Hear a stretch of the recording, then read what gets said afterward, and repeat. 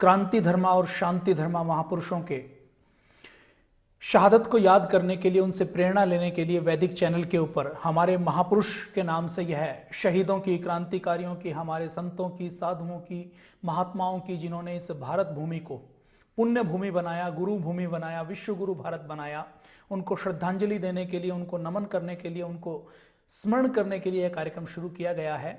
तो आज के कार्यक्रम का विषय बहुत आजकल जो चर्चित रहता है वो विषय है। आज हम बात करेंगे स्वतंत्रता सेनानी वीर सावरकर के बारे में। आज जो क्रांतिकारी जा चुके हैं, उन क्रांतिकारियों में हम यदि बात करें तो आज वीर सावरकर के ऊपर मीडिया में सर्वाधिक चर्चा होती है, सर्वाधिक चर्चित विषय है। ऐसा लगता है जैसे वीर सावरकर का भूत, वीर सावरकर का प्रेत, जो राष्ट्र विरोधी तत्व हैं उनके अंदर घुसकर उनको छेड़ता है, उनको तीखी मिर्ची लगाता है। वीर सावरकर के नाम से देश के टुकड़े टुकड़े करने वाले गैंग को, देश के वामपंथी गैंग को, देश के उन लोगों को जिन्होंने फर्जी इतिहास लिखा, जिन्होंने देश के गौरव को पद दलित किया, ऐसे लोगों को मिर्ची लगती है। तो आज हम वीर सावरकर की बात करते हैं। वीर सावरकर केवल स्वाधीनता संग्राम के तेजस्वी सेनानी नहीं थे, बल्कि एक सिद्धहस्त लेखक थे, एक विचारक थे, एक भाषाविद थे, एक कवि थे, एक अप्रतिम वीर क्रांतिकारी थे, दृढ़ और दूरदर्शी नेता थे, एक समर्पित समाज सुधारक थे, एक दूरदृष्टा थे, एक महान कवि थे, महान इतिहासकार थे, ओजस्वी वक्ता थे। और वो केवल इतिहास लेखन का काम नहीं करते थे, इतिहासकार नहीं थे, इतिहास निर्माता भी थे। वीर सावरकर के बारे में अटल बिहारी वाजपेयी जी कहते हैं कि वीर सावरकर माने तेज, सावरकर माने त्याग, सावरकर माने तप, सावरकर माने तत्व, सावरकर माने सत्व, सावरकर माने तर्क, सावरकर माने तारुण्य, सावरकर माने तीर, सावरकर माने तलवार, सावरकर माने क्रांति।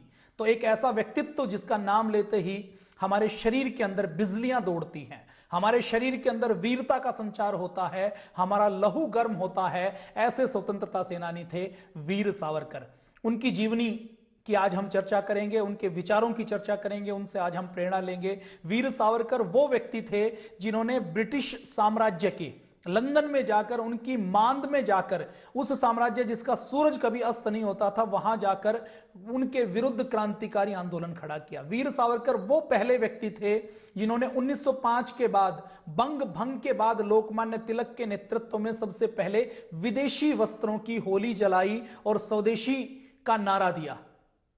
वीर सावरकर वो पहले व्यक्ति थे जिन्होंने अपने विचारों के कारण बैरिस्टर की पढ़ाई की, उसमें वो अच्छे अंकों से उत्तीर्ण हुए, लेकिन उत्तीर्ण होने के बाद जब उनको कहा गया कि आपको इंग्लैंड के राजा के नाम पर शपथ लेनी पड़ेगी कि आप वफादार रहेंगे, आप जो बैरिस्ट्री की वकालत करेंगे उसमें आप वफादारी की शपथ लेंगे तो आपको डिग्री मिलेगी, तो उन्होंने बैरिस्ट्री की डिग्री के ऊपर लात मार दी थी। वीर सावरकर वो पहले व्यक्ति थे जिन्होंने पूर्ण स्वतंत्रता की मांग की थी। वीर सावरकर वो पहले व्यक्ति थे 1907 से पहले 50 सालों तक 1857 की क्रांति को एक गदर और सिपाही विद्रोह कहा जाता था। वीर सावरकर ने सबसे पहले उसको स्वाधीनता संग्राम बताया और 1000 प्रश्नों का इतिहास लेखन किया। वीर सावरकर वो पहले एकमात्र लेखक थे जिनकी किताब प्रकाशित होने से पहले ही जब्त कर ली गई। उनकी किताब के ऊपर एक नहीं, दो देशों में एक साथ प्रतिबंध लगाया गया। वीर सावरकर वो पहले राजनीतिक भारतीय कैदी थे जिन्होंने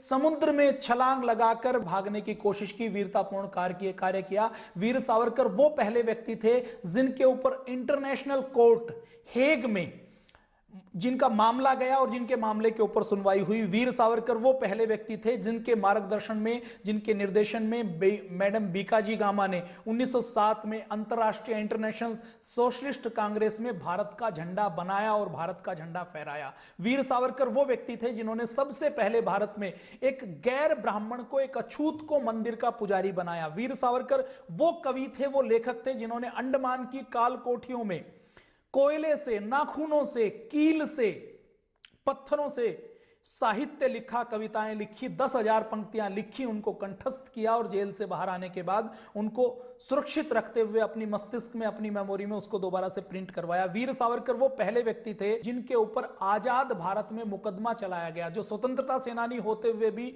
जिनको सम्मान नहीं मिला। वीर सावरकर वो पहले व्यक्ति थे आजाद भारत में जिनको जेल में रखा गया। वीर सावरकर वो व्यक्ति थे आजाद भारत में भी जिनकी जमीन को जब्त करके वर्षों तक उनको वापस नहीं लौटाया गया।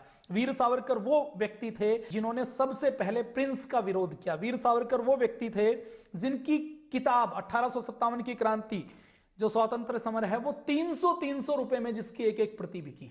वीर सावरकर वो पहले व्यक्ति थे जिन्होंने अद्वितीय काम किया। वीर सावरकर वो पहले व्यक्ति थे जिन्होंने गौ माता के बारे में कहा कि गाय कि केवल हमें पूजा नहीं करनी है बल्कि गाय की रक्षा करने के लिए गाय की उपयोगिता को बढ़ाना है। वीर सावरकर वो व्यक्ति थे जो बुद्ध और युद्ध की बात करते थे। वीर सावरकर वो व्यक्ति थे जो केवल अहिंसा को पाखंड का करार देते थे। वीर सावरकर वो व्यक्ति थे जो अपने राष्ट्र की अवधारणा में वो कहते थे कि भौगोलिक एकता, जातीय गुण और साझा संस्कृति ये राष्ट्र का आधार होता है। वीर सावरकर वो व्यक्ति थे जो पंचशील के, अहिंसा के सिद्धांतों का खुले रूप में आजादी के बाद भी लगातार विरोध करते थे। वीर सावरकर वो व्यक्ति थे जिन्होंने आजादी के बाद जब भारत आजाद हो गया था, गोवा आजाद नहीं हुआ था, तो गोवा की मुक्ति की मांग उठाई थी। वीर सावरकर वो व्यक्ति थे जब भारत और पाकिस्तान का विभाजन हुआ, पहले उन्होंने विभाजन रोकने की कोशिश की और जब पता लगा कि विभाजन हो रहा है और जब अंग्रेजों की कुटिल नीति थी कि पाकिस्तान के नाम पर अमृतसर और पंजाब उनको पाकिस्तान में दे दिया जाए और पूर्वी पाकिस्तान में कलकत्ता को मिला दिया जाए, बंगाल के बड़े हिस्से को पाकिस्तान में मिला दिया जाए, भारत का नक्शा क्षत विक्षत हो जाता, तो वीर सावरकर वो व्यक्ति थे जिन्होंने ये मांग की कि कलकत्ता और अमृतसर भारत के अंदर रहने चाहिए, यदि वहां पर कोई मुसलमान है तो उनको, उनकी इच्छा है तो पाकिस्तान उनको भेजना चाहिए।